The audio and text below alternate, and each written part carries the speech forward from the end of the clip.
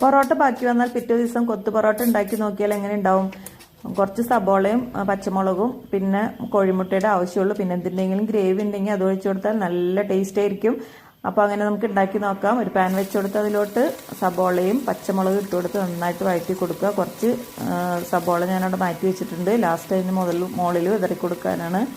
അങ്ങനെ പാകത്തിനുള്ള ഉപ്പും കൂടി ഇട്ട് കൊടുത്ത് നന്നായിട്ട് വഴന്നു വരുമ്പോൾ, നന്നായിട്ട് വഴണ്ട ഒന്ന് വഴന്നു വരുമ്പോൾ അതിലോട്ട് നമ്മുടെ കോഴിമുട്ട ചേർത്ത് കൊടുക്കുക. കോഴിമുട്ട നന്നായിട്ട് ചിക്കി പൊരിച്ചെടുക്കുക. അതിലോട്ട് കുരുമുളക് പൊടി ചേർത്ത് കൊടുത്ത് നമ്മൾ മുറിച്ച് വെച്ചിട്ടുള്ള പൊറോട്ടയും കൂടി ഇട്ട് കൊടുത്ത് അതിൻ്റെ മുകളിൽ കൂടെ കുറച്ച് ബീഫിൻ്റെ ഗ്രേവിയും കൂടി ഒഴിച്ചു കൊടുത്താലുണ്ടല്ലോ നമ്മുടെ കൊത്ത് പൊറോട്ട റെഡി ആയിട്ടുണ്ട്. മുകളിൽ കുറച്ച് കറിവേപ്പിലയും സബോളയും വിതറി കൊടുത്ത് കുറച്ച് ചെറുനാരങ്ങ കൂടെ ഇട്ട് കൊടുത്തിട്ടുണ്ടെങ്കിൽ സൂപ്പർ ടേസ്റ്റ് തന്നെയാണ്.